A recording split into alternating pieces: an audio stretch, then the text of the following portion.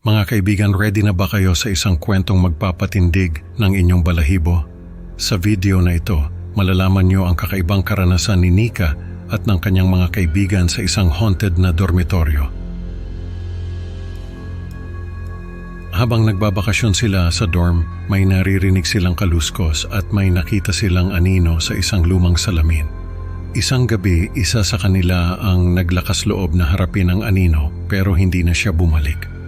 Huwag niyong palalampasin ang kwentong ito dahil siguradong hindi kayo makakatulog pagkatapos.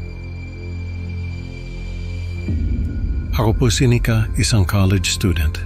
Itong kwentong ibabahagi ko ay nangyari sa amin ng mga kaibigan ko noong first year college pa lang kami. May dormitoryo ang pamilya namin na malapit sa university kung saan kami nag-aaral. Summer noon, kaya halos walang tao sa dorm. Nakabakasyon lahat ng boarders, naisipan namin ng mga kaibigan ko na doon tumambay sa dorm. Para kaming nagbakasyon sa isang malaking bahay. Kami lang ang tao, kaya kahit anong oras kami gumising, kumain at matulog, ay walang pakialamanan. May mga kwento kasi tungkol sa dorm na yon. May mga estudyante raw na nawawala kapag tumitira roon. Basta na lang hindi nakakapasok sa klase at hindi na uuwi sa dorm. Kaya yung mga estudyante na nakatira doon ay nagkakaroon ng takot. Kaya lang ay mura lang yung upa doon. Kaya kahit natatakot sila ay nagtsatsagana lang sila. First night namin doon sa dorm, nagkukwentuhan kami ng mga nakakatakot na karanasan namin. Habang nagkukwento ay may naririnig kaming kaluskos sa bubungan. Tapos yung aso namin, tahol ng tahol.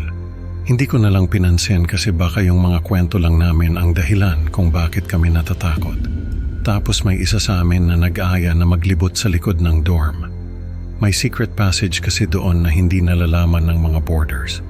Doon dumadaan yung mga delivery truck na nagdadala ng supplies para sa dorm. May mga kwento rin na haunted daw yung lugar na yon. Kaya hindi na namin pinapadaan doon yung mga boarders. Isa pang dahilan ay dahil baka kung ano pa yung gawin nila doon. Hindi naman ako pumayag na maglibot doon kasi gabi na. Pero mapilit yung isa naming kasama, kaya napilitan na rin ako. May mga ilaw naman doon pero hindi na namin binubuksan para hindi na rin makita ng mga boarders yung lugar na yon. May dala kaming flashlight. Habang naglalakad ay may nakita kaming lumang salamin sa isang sulok. Hindi ko alam kung bakit nandoon yon. Hindi ko na lang pinansin. Baka kasi may naglagay lang noon at nakalimutan ng kunin. Nagpatuloy kami sa paglalakad hanggang sa makarating kami sa dulo. Wala naman kaming nakitang kakaiba, kaya bumalik na lang kami.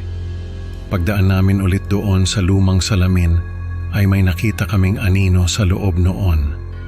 Lahat kami ay nagulat at napasigaw. Tumakbo kami pabalik sa dorm at hindi na namin nilingon yung salamin.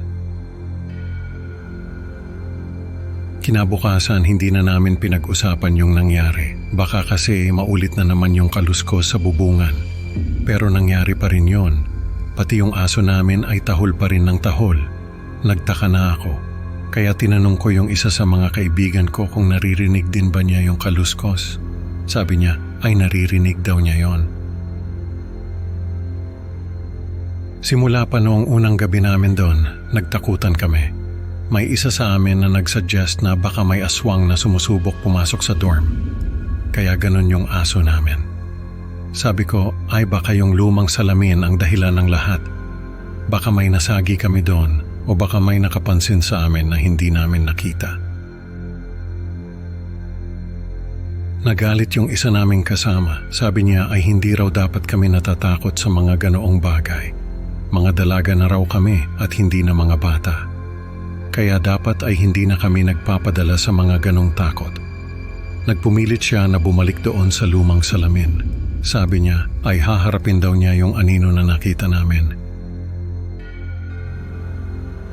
Pinipigilan namin siya pero hindi siya nakinig.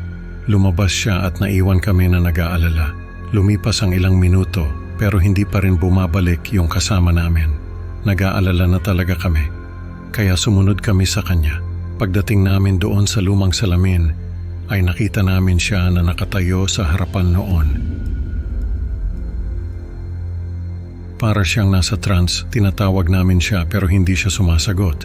Nakatingin lang siya doon sa salamin. Hinila namin siya para makaalis na kami doon. Pero hindi namin siya mahila. Para siyang nakatali doon sa kinatatayuan niya. Nagulat kami nang magsalita siya. Sabi niya may aswang daw na nakatira sa dorm. Yun daw ang dahilan kung bakit nawawala ang mga estudyanteng tumitira doon. Sakripisyo raw ang mga ito ng aswang. Sabi pa niya, gusto raw ng aswang na isa sa amin ang maging sakripisyo niya. Kung hindi raw ay isa-isa kaming mawawala, hindi na namin alam ang gagawin. Takot na kami. Kaya hinila namin siya ng sabay-sabay. Doon ay natanggal namin siya sa kinatatayuan niya. Tumakbo kami pabalik sa dorm, pero bago kami makapasok, ay narinig namin yung kaluskos sa bubungan. Lumingon kami, at nakita namin yung napakaraming paniki na lumilipad sa itaas ng dorm. Pumasok kami at nagkulong sa isang kwarto. Kinabukasan ay umalis na kami. Hindi na namin nakita yung kasama namin na nagpunta doon sa lumang salamin. Hindi na siya pumasok sa school at hindi na rin namin siya nakita. Hindi namin alam kung ano ang nangyari sa kanya.